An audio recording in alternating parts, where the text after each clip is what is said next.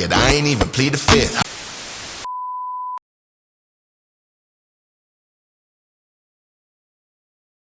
We here to give you some light, some cute, some little fluffy, okay? Something to get you through your day. Why? Because this week, or as in this week, as in this episode that I'm, currently reviewing and recapping for LFG, WWE, Legends of Future Greats, also known as Let's Fucking Go, it's Faction Week, also known as Faction Frenzy. Okay, we getting factions. Y'all know I love a good faction. Some of my favorite factions, the Bloodline, the Shield, the Heart Dynasty, DX. We are the nation. The nation of domination. Love them. Okay.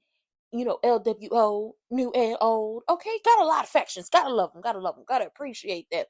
Okay, and what they decided to do this week is, because it's Factions Week, we're gonna bring in two guys who know so much about factions that y'all gotta listen to them. They legends, they Hall of Famers. You gotta listen to them.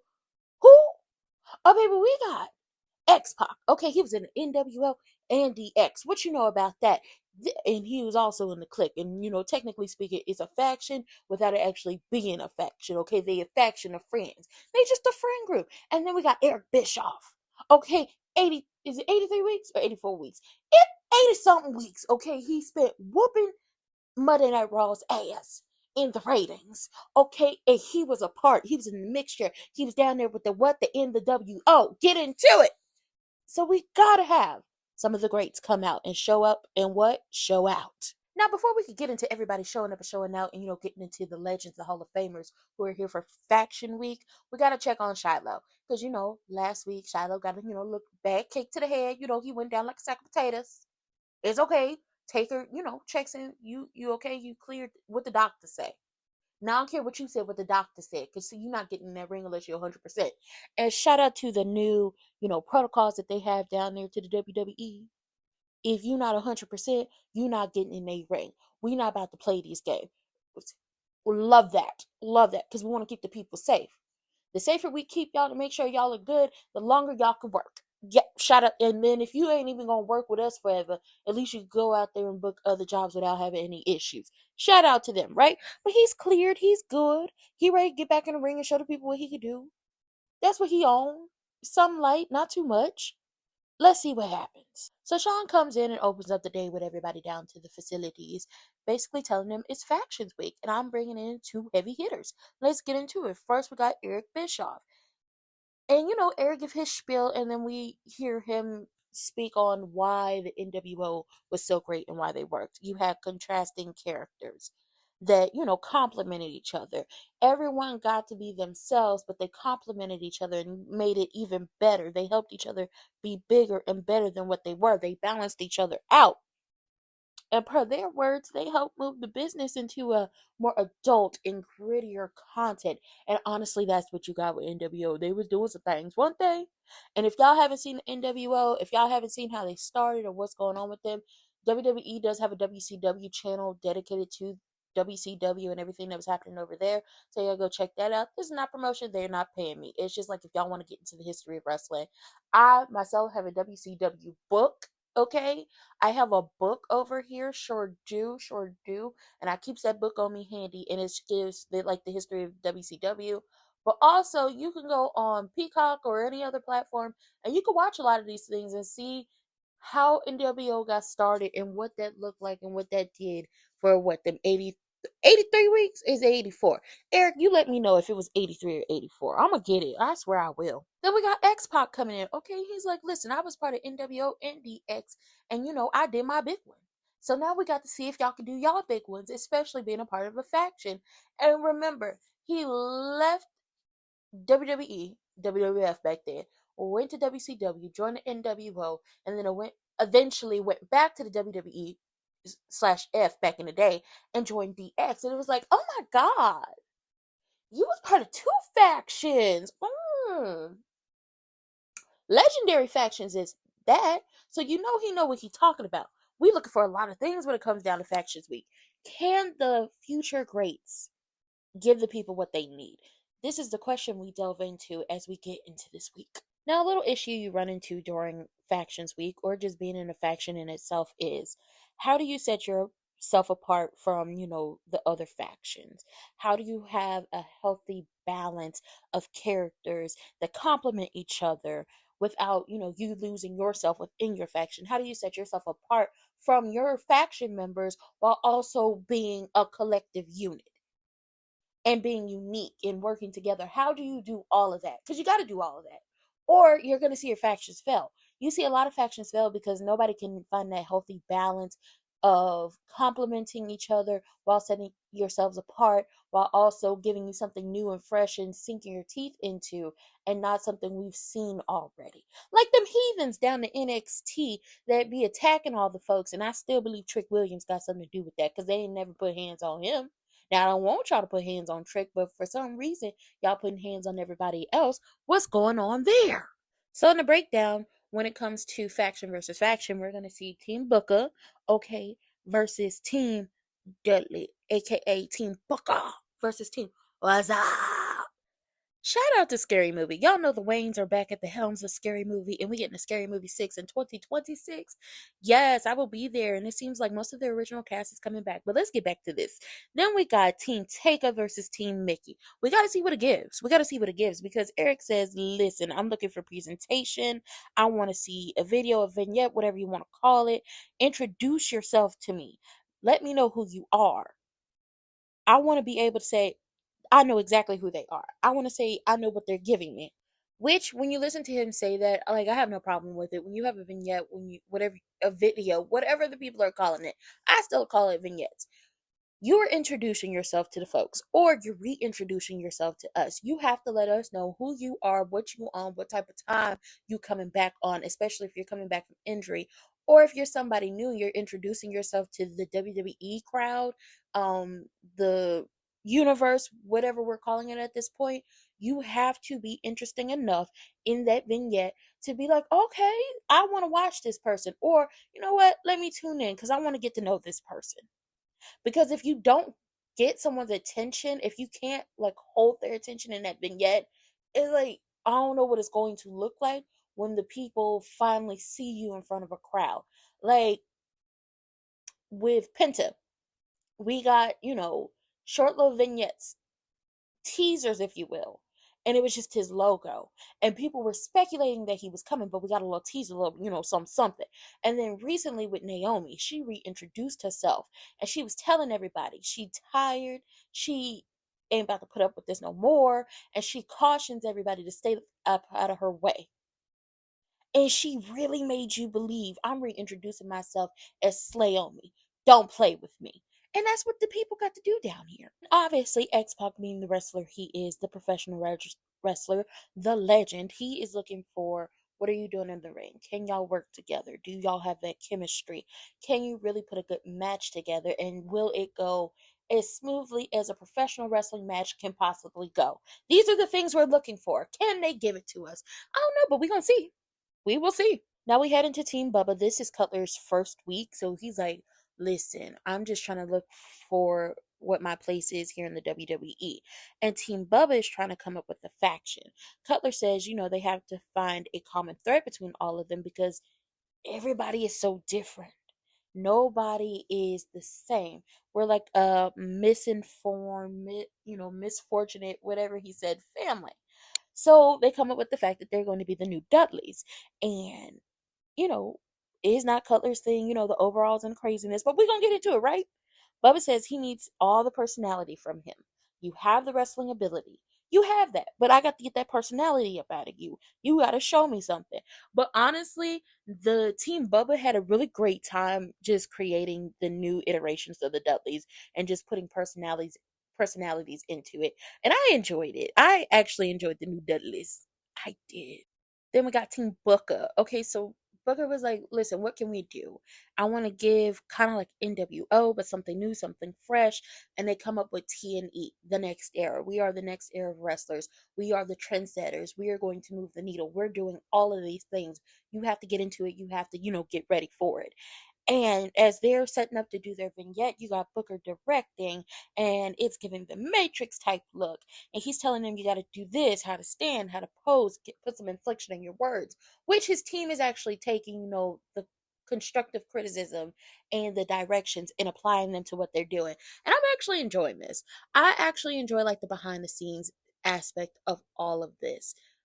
I do. But then again, I went to school for this, and this is what I enjoy. A little sad moment for the people who are a fan of this man, BJ Ray. I still don't know that man, so I'm not going to call him that name. He meets up with the doctor at the PC, and the doctor basically tells him if you're injured, you can either wait for it to heal, or you could possibly have to go and get surgery. It's really up to you and what you want to do. And honestly, whatever is going to make sure that he has a long career and is able to live life without any constant nagging pain, I suggest he does it. But then again, I'm not a wrestler. This is not my life. You're going to do what's best for you and your career. Now, when it comes down to putting the match together, Bubba is like, Team Booker is not willing to do business with us a little bit. The tension is building. They have a thought of how the match should go and what they want it to be. And instead of really trying to work with us, and at this point in time, we really need to get this down on paper. We need to get this together and figure this out because, hey, this is an 8-person tag match. We got to figure this out, how to make sure everybody has a moment to shine. Come on now, stop playing. And it's like, honestly, y'all really do have to be on one accord. All 4 people. It does not matter if it's not all 4 people, all 8 people. It does not matter if it's 8 people, 10 people, 12 people, however it goes. Lumberjack match. Everybody has to be on one accord to know what's going on. That way, everybody is able to get their shtick in at the right appropriate moments while also putting together a cohesive match that everyone can enjoy. The Dudleys had a really funny vignette. I was laughing the entire time. I enjoyed it. They truly embodied the spirit of the Dudleys that came before them. And then they took it and made it their own. So you gotta appreciate that. We reach back into the past to create something new and something fresh while also paying homage and doing it right. And then we have the next era. I like their vignette. It's kind of giving Matrix a little bit. And you look at them, it's like, I don't want to play with none of them. I don't. Y'all got it. Y'all trying to, y'all down there stealing candy from the kids on the playground. We not even gonna fight. Y'all take the candy and let's keep it pushing. I'm liking them. Now, Bubba and BJ Ray got into a little tussling match, a little push, a little shove, because BJ Ray came up on Eric and spooked the out of Eric. And it's just like, ooh, what are you doing here? He got to talk crazy to Bubba, even said, put your hands on me. And Bubba's like, I'm trying, but he makes it so hard. It's like, this is messy as hell. And Taker says that, BJ has it, but can he get out his own way in order to implement that and listen to his coaches? Is the question. Bubba was like, listen, I know BJ, and if he can get out of his own way, because I was BJ at one point in time, with all that talent, you ain't gonna go nowhere. You're gonna have to get cut loose. So the question is, can this man get out of his own way to be successful? I don't know. What do y'all think? Put it in the comment section down below. Because honestly, you are your own worst enemy. You are also your biggest critic. I really enjoyed the tag match. There were moments that were like, eh, you have 2 tag team specialists in Bubba and Booker who put the matches together, and they did their big one. I actually enjoyed this match. I like the moment where Xena comes off the top rope and lands on Jasper, which, there was distractions happening so the ref doesn't see it, and then Cutler ends up picking up the win for the team. I enjoyed that. Now it's time for Mickey and Taker's team. So Mickey's team, they're going to be called the Pinnacle of Perfection or Performance. I believe it's perfection, but it could be performance, aka pop. Okay, it has a little pop, a little pizzazz to it. Okay, and they're very athletic and they're bright and they want to show that they can be that top tier A1. Don't want to touch them because you might get burned group. Okay, and they got the world in their hands. So what y'all trying to do? Now, when it comes to Taker's team and, what their faction is going to be, he brought in, the wife, Miss Michelle, okay, the future Hall of Famer herself, and to help them, and they end up getting the name Slayer of Souls, aka SOS. And listen, the future greats like the name. It fits all of them. And it's something mystical. There's, they can incorporate the different things about them. And you can make it seem like, I think I know something about them, but I don't really know nothing about them. But kind of creepy. It's kind of freaky. I don't know. Something you know what? We just gonna have to see because it kind of looks scary. Okay, it was scary for a second, but it makes them unique. And one of the unique things is Bailey. She worked with literal corpses. Okay, so we had a little corpse moment. I was like, oh my god, oh girl, let me tell you something. Y'all got me. Y'all scared me. Y'all did that. So obviously we're getting to see Shiloh and Chris finish the story they started last week because their groups are going up against each other. And then we're starting to meet the rest of the future greats like Serena. We have yet to really like get into Serena, but we do this week. She's a gymnast. She had a tough life. At 16, her father was deported and her brother stepped up and took the place as the father and took on that fatherly role, and he was her support system and he was always there for her. She got into wrestling because of her father and brother, and then her brother was unfortunately murdered. So she's doing this to make them proud. And then we have Elijah and Bailey. We already met Elijah, a couple episodes, but Bailey, her and Serena are best friends. They know each other on a different level. They were each other's first friends when they got into the PC, when they got signed to start working together. So it's just like, what is it giving? You're going to be up against your best friend, but that also makes for good, like, chemistry in matches, because the best match you can have, me personally, is either with somebody you dislike or somebody who you like, is your real good friend and y'all know each other and y'all work well with one another. And Bailey is like, she comes from a tumbling background. She did that in college. She did that for years. She's happy to be able to show her personality now. So because this is a lot of people's first match, it's Serena's first match, it's Bailey's first match, it's Elijah's first match. Taker gives Elijah and Bailey some advice. Hey, this is your first match. Don't try to do everything perfectly. If something doesn't work out, cool. We'll regroup. We'll move on. We'll come up with something different. You don't have to be perfect in your first match, because really, honestly, in your first match, something can go wrong or something will always go wrong, because it's the first thing you're doing. Like, this is the first time you're putting that training to use. This is the first time you are actually doing what you've been trained to do professionally with another person. It is okay to not be perfect. It is okay to not be okay. And it's just like, this is definitely nerve-wracking for them to have their first match in front of the legends, but I think they'll get it. I think they'll have a good time doing what they do best and what they've been trained to do best. So with Pop's vignette, it felt like a movie, and Eric was like, it definitely gave movie. It gave the Avengers. It did. That's how I felt. But I also had to agree with him when they came out. I wanted them to stagger the men and women more. You have one man, one woman, one man, one woman. That way you see all of them and not them all clunky together, because then everybody got lost in the sauce. You didn't get to really pay attention to the individual people. You were trying to figure out who was who at that moment. And then we had the SOS vignette, and that scared the hell out of me. Okay, it intrigued Eric.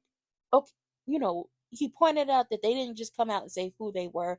They made you wonder, and it made people want to get to know them more and figure out who they are and what they do. But it scared the hell out of me. Y'all did the damn thing with that. Baby, I don't play with corpses. But shout out to Bailey. You know what? Everybody got to have a job, and that was her job, and she was doing her damn thing. Okay? Now, me personally, I felt like the match between Pop and SOS was so much fun. And it started off just a little rough, but as time went on it got better, especially because you have three people in the ring. This is their first match. This is their first match ever. I enjoyed it.